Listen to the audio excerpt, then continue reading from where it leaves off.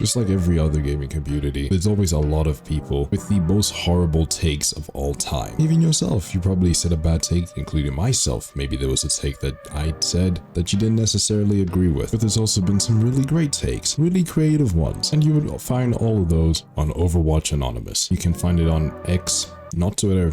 X is basically a Twitter where people give their takes anonymously, currently about Overwatch. And we're gonna look through some of these takes and see which ones suck and which ones are good, and give our thoughts along the way. Hey, hello, what's up, whatever, it's new boy Les, and welcome to a new video, and if you're new, welcome to the channel. I've already looked through some of these takes, obviously. I've been following this account for a while now, so I've seen some horrible takes, and I've seen some good takes. I've seen some takes that really got me thinking. Let's see if we find those types of takes. Mischief and Magic should be a permanent mode in Overwatch. Now, I agree with this take. Mischief and Magic, I mean, overall, it's a really fun game mode. If you just want to play something with your friends and you want to keep it, I would say pretty simple, I guess, Mischief and Magic is definitely the way. I had a lot of fun playing Mischief and Magic, whether I was a Kiriko or whether I was a Genji. It's a nice prop hunt mode that Overwatch should really just keep around, or at least keep in the cycle of arcade for sure. The horny part of the Overwatch community is probably the worst part.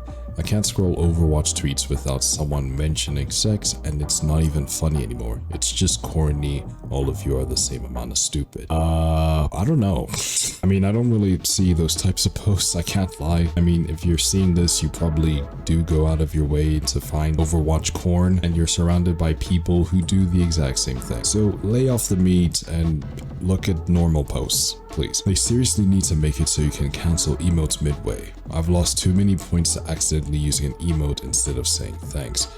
What? Hear me out. Skill issue. Okay, I say this because I don't have like my thanks or my emote button binded to anything for any type of emote. So if I'm gonna go say thanks, I hold C and then I go right. The emote interaction and the thanks interaction are north and east. They are in completely different directions. So if you've managed to accidentally emote more times than you intended to say thanks, that is a skill issue. Though it would be nice to have a way to cancel emotes midway, honestly, because I did stream today and I was playing Echo. I was on point and we just captured it, and I was just kind of like chilling because I thought like the entire team was on a different place. I just emoted and I was alone on point, by the way. I was emoting and then I got jumped by a Sombra. The Sombra apologized, but it wasn't enough. Well, I think it would be cool to cancel emotes midway. I mean, your reasoning is kind of a skill issue. I think the way Moira's resource mechanic works, where heal is on a resource meter and damage replenishes it, should be swapped. That way healing would be incentivized and there'd hopefully be less of an epidemic of DPS Moiras. I can deal with them, they just shouldn't exist. No. As a person who used to,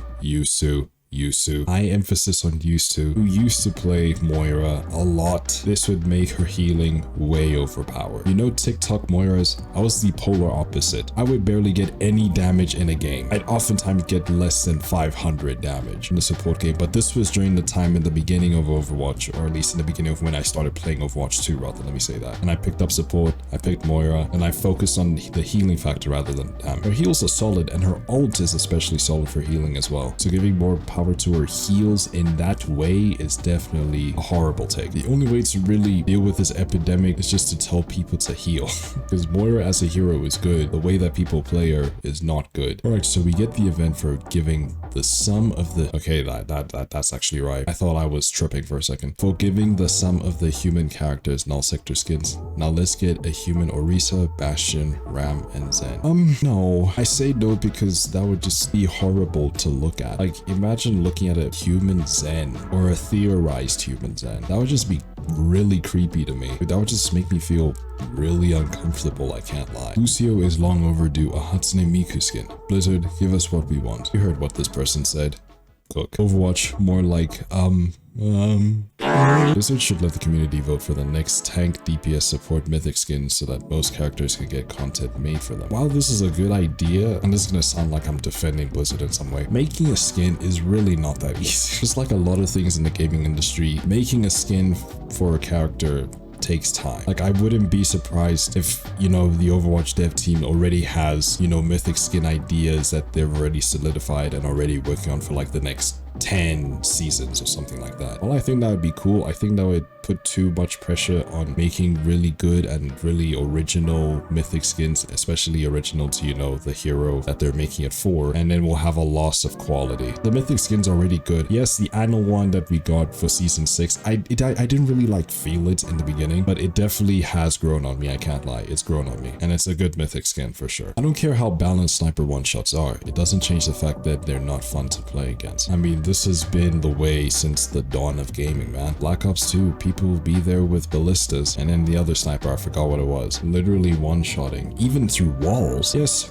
sniper one-shots are definitely unfun to go up against. But the truth is, if somebody's consistently wiping out the team as like a Widow, you have to give that person rating for skill, even as a Hanzo as well. You know, it's crazy. There's definitely a skill factor to it, even if it's with Widow, and people should acknowledge that. Yes, it doesn't change the fact that they're not fun to play against. I definitely do agree with that. But at some point, we really just gotta rate people for having the skill to be able to hit the shots that they do. I still think that Widow does need nerfs, yes, but if people are still making her work, you know, with the nerf that she recently got, then damn, that's crazy. Still nerf her though. I feel like it has to be intentional the way they gave Lifeweaver one of the most controversial abilities in the game, and then also made him one of the weakest heroes. It's like they wanted people to hate him, I swear to God. I think what they wanted to do, I want to say Lifeweaver is one of the most complex heroes, but he's definitely a complex hero, or at least a hero that has capabilities that could be complex. I mean, he has a pool, not really complex, pedal platform, yeah, healing gauge thing, you know, sure, there's a lot going on there. And from a game balancing perspective, I think the Overwatch devs didn't want to like make him broken on release, just like every other hero that they've released. So then they tried kind of, I don't know, a little more rough with him, and that ultimately costed them. But the buffs are coming in, and the buffs are good, I can't lie. I mean, yes, they're minor, but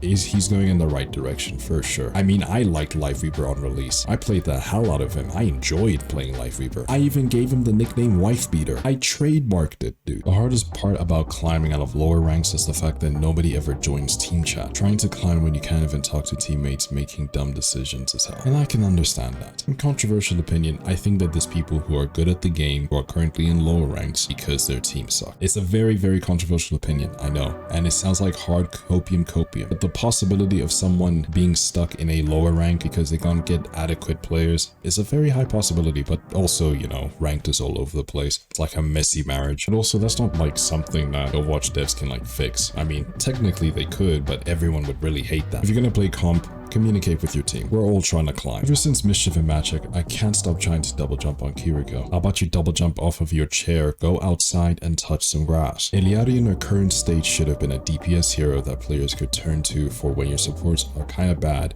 like Soldier 76 and Sombra. I disagree. Oftentimes when people think about the support role in general, they think of heals. While yes, that is one of the crucial things about support, support is very broad. So doing damage can be just as good as healing your teammates. That's why the best do it simultaneously. Damn, even high-ranked Mercy's gotta pull out that dang sometimes. In another controversial opinion, I think Iliadi is pretty balanced. Obviously, there needs to be some touch-ups until she's actually perfect, but I think she's one of the best kind of supports that came, you know, after like Ana. Ana's able to fend for herself and even, you know, participate in team fights in an offensive way and be able to still sustainably heal teammates and stuff, and Iliadi can do the same thing. So a great hero, obviously needs his touch-ups, and then, you know, good to go. I can see her being played in comps. We shouldn't have DPS or tank Doom, but support Doom instead. Make it so that he has an ability where he hugs you with like his giant fist and lets you vent all your problems as well. That's the best type of support. Do you think pro players and Overwatch League / contenders teams should be consulted when making balance changes?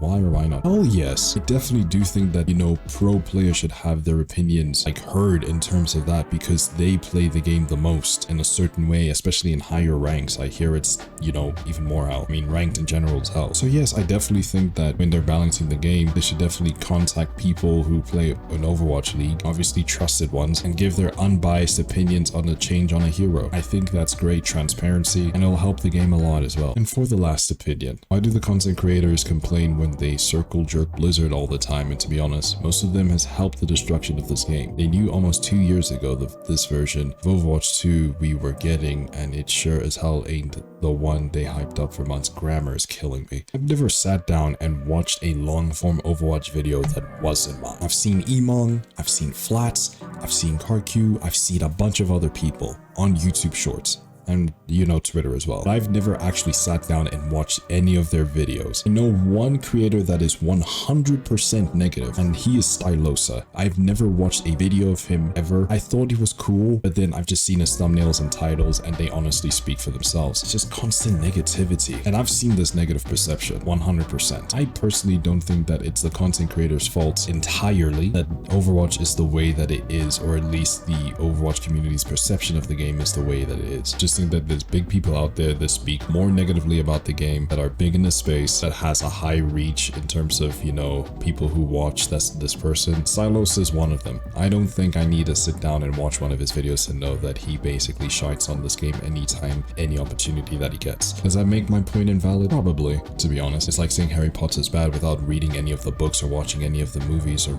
you know, acknowledging any of the source material. But I'm gonna go for the slam dunk at 5'3" and say that he is definitely one of those people who spread the negativity that plagues the Overwatch community. And yeah, if you haven't enjoyed this video, then please do drop a like. That'd be greatly appreciated if you do want to, of course. And also, if you're gonna check out my other videos or past streams or whatever the case may be, then please do subscribe. That'd be greatly appreciated if you do want to, of course. And I've enjoyed this one, I can't lie. Do you agree with some of these takes? Do you disagree with some of these takes? What did you think of my takes that I gave, extending on what people said? What are your controversial takes that you'd wish to say anonymously? Let me know about it all in the comments. And you know what it is, guys.